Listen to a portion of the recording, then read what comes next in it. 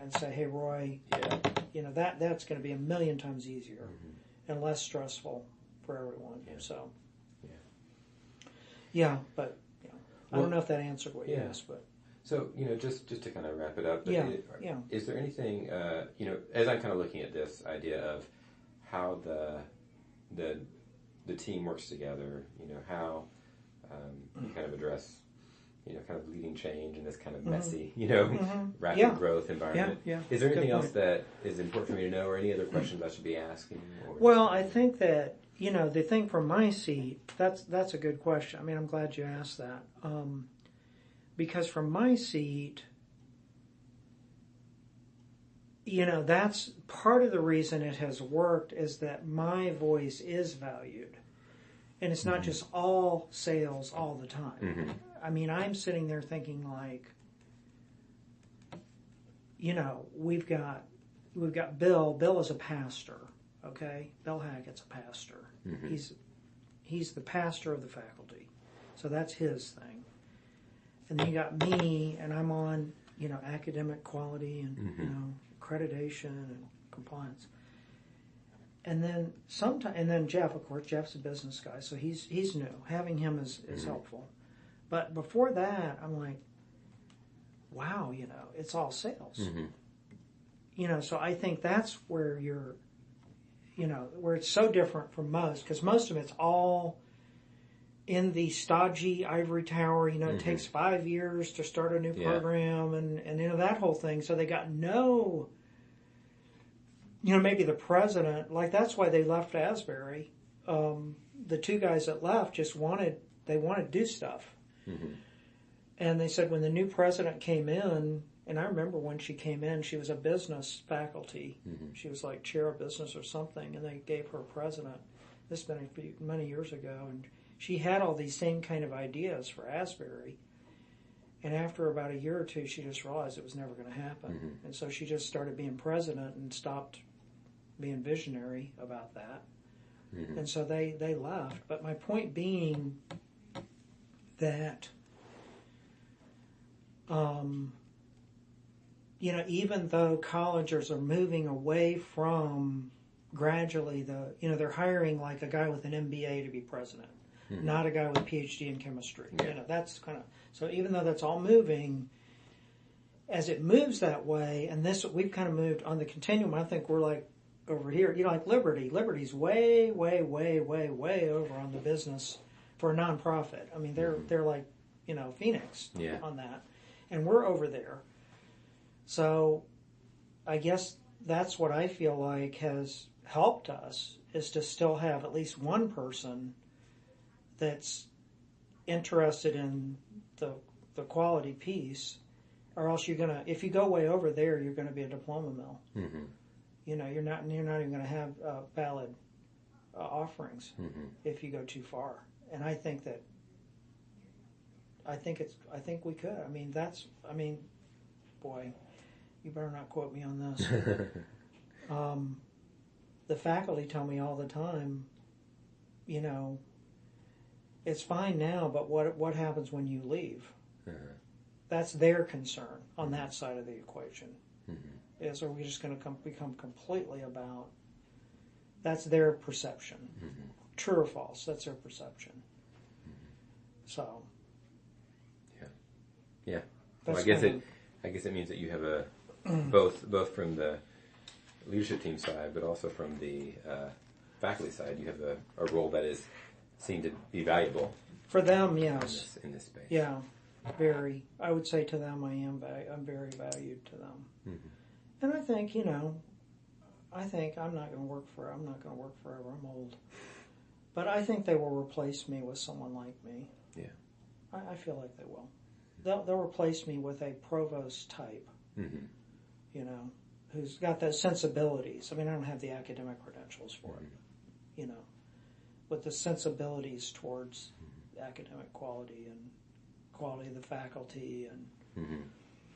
That's it is interesting here that it seems like the provost role is actually split into two people, kind of taking care of different parts of that. So that's interesting. Yeah, and again, I mean, it's a new model.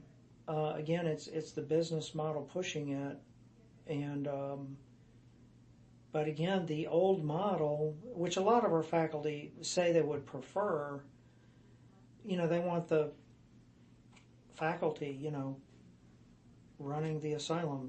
They want to take 5 years to beat something to death and still not decide what to do. That is the culture we're working with on my campus. That doesn't work. Now, so, I mean, that really is. I don't know. I mean, if you have an endowment, you can keep that thing going for a while. Mm-hmm. But if you don't, I don't. It's not. The numbers just aren't there. Mm-hmm. It's just not going to work. So yeah, I mean, I do think we're very different, and that's what I told Kent when we went to 9 people. I told him this a couple months ago that I said, like, a normal structure. I mean, it's entirely up to you, but a normal structure would be you'd have the president, then you'd have maybe an EVP, and you'd have like 3 vice presidents. You'd have like facilities and administrative and finance, and then you'd have a provost, and you'd have enrollment and student development, and maybe a VP of academics or something like that, and then you'd have your upper tier, your inner circle, and then they would, interface with the other vice presidents, but you'd have like that kind of structure. Typically, that will never happen here with the current personnel. That will never occur.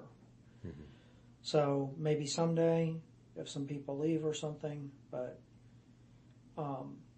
I personally think that is a better structure relative to carrying out the vision of the president. So I think if you have the provost, especially over student development and admissions and academics or whatever would typically be there, then you can have a unified vision for the sector, that aligns those.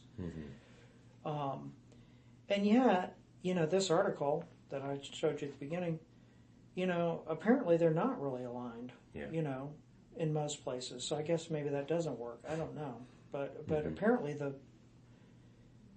the administration has sort of taken over student development and in ways that the faculty knows nothing about and doesn't agree with necessarily.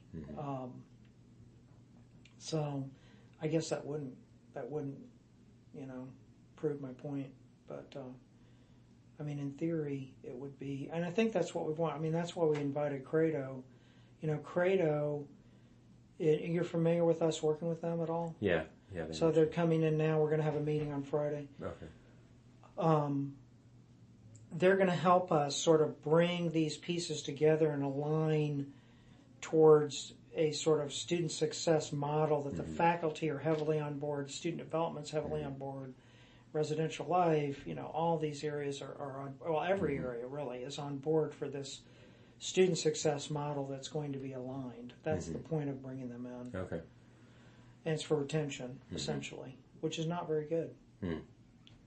So, in spite of all our success. What is kind of your freshman to sophomore? This last year was 68%. Okay. And we're, essentially open enrollment. Yeah. So we're about average for that. Yeah. And what's kind of the 4 and 6 year graduation rate then? Like 40 for the 6 year. So maybe even a little lower than that, but I think it's like 39 or 40 right now. And that's for the, I guess, traditional, like, I'm guessing some of your extension sites are counted differently, or how does that? Well, relative to reporting requirements, we have to include them in the cohort. Yeah.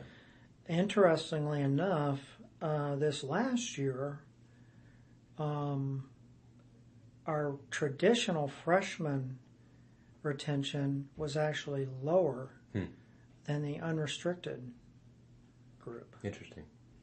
Yeah, that really was. That was a shock. It'd be interesting to dig into, like, I mean, maybe that is those church